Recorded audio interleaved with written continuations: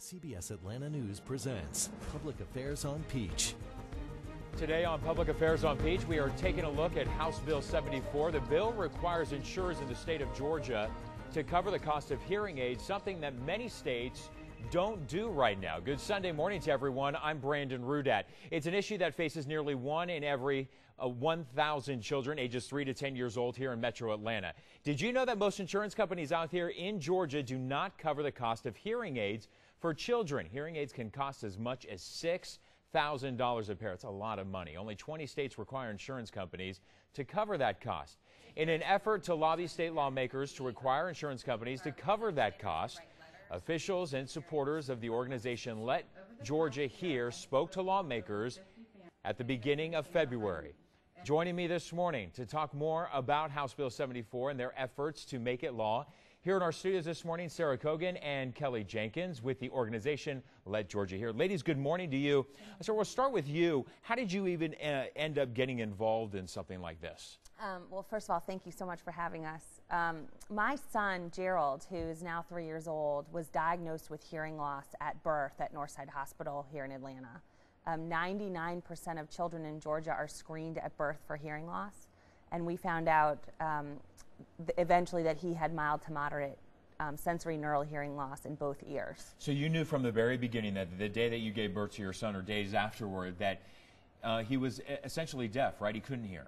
He couldn't hear mostly at the higher frequencies, but we were devastated.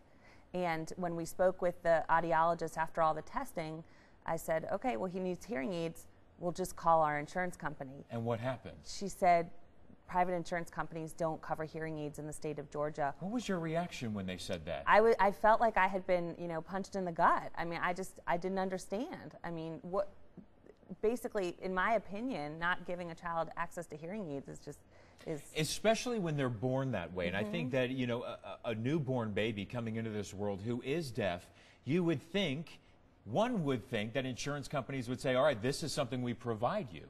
Not the case, so. No, most insurance companies in Georgia don't cover hearing aids. Medicaid and Peach Care do cover hearing aids for kids.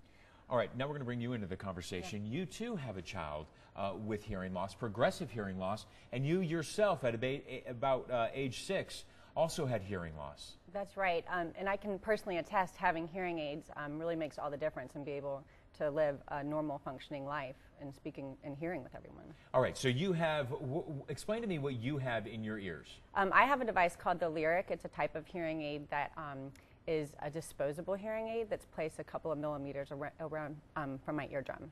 Okay, so your child has what? She has a behind the ear hearing aid, which is the hearing aid that's most often prescribed for children. And your insurance company did or did not provide for your daughter? No, they did not provide hearing aids for her. We spent about $6,000 for her hearing aids. And that is incredibly expensive. Absolutely, and we'll replace them every 3 years. So we'll spend about $40,000 by the time she graduates from college. That is, how much did your hearing aids cost? Mine costs about $3,500 a year. A year? Yes, it's a subscription based, so you pay each year for the hearing aids. Okay, so you guys go down there and you guys are trying to lobby lawmakers to somehow pass a bill to at least provide hearing aids for children, right? When you were down there and you're talking to these lawmakers, I'll start with you. What was their reaction when you're talking to them about this? Because you're telling me this and I didn't know about this. I don't have children.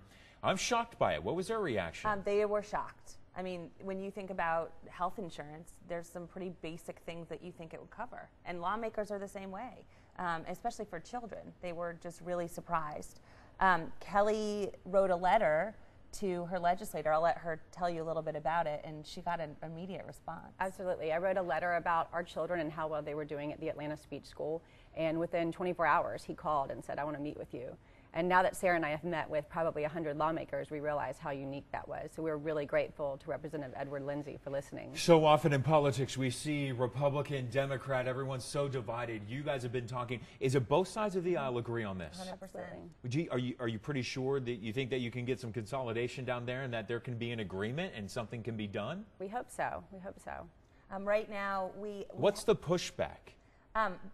Mandate. This is a health insurance mandate. And the M word is not a popular word Not for conservatives, not for Republicans. They don't like any type of health mandate. Right. And so I think while most people believe that this is common sense and it makes sense, we need to evaluate all the mandates that are on the table. We presented, we had a hearing in front of the Insurance Committee, the House Insurance Committee. Chairman Richard Smith was amazing to us, a wonderful man, and he granted us a hearing. It was very successful, and now we're put into a subcommittee, which is a commission that the governor formed to review all health insurance mandates. And we are one of 3 bills that are currently being reviewed by this commission. What are your thoughts going into this subcommittee? Have you had a chance to speak with lawmakers who are part of this subcommittee? The commission is formed, it's lawmakers as well as business people and insurance industry professionals as well. It's a real diverse group of people, doctors, and they have had their first meeting in March, and we attended the meeting. It was a positive meeting, largely administrative.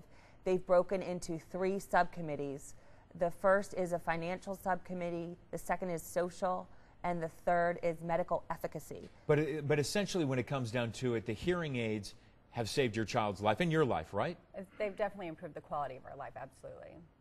And you as well. Absolutely. I mean, my son and Kelly's daughter, they're 3 years old. They're formally mainstreamed. They will not need a special education program or an IEP in the public school system for the rest of their lives. Whereas if our children did not get hearing aids, they would need a lot of therapies. Oh, absolutely. A lot of speech therapy. Sarah and Kelly, thank you so much for coming on to share our story. I mean, these are like 2 mom crusaders right now that could really, in the end of it, have a really big impact on so many other children in this state. It's just unfathomable to me to think that children and insurance companies won't provide that. You would think that that would be a necessity and a basic necessity that they should be providing. Good luck to the both of you. Let us know how it goes in the subcommittee. Still to come here this morning, one family talks about their discovery of their child's hearing loss and the journey that they have been on ever since. And what does a family do when they can't afford the tools that they need to help their child hear? You're going to hear their story coming up right after the break.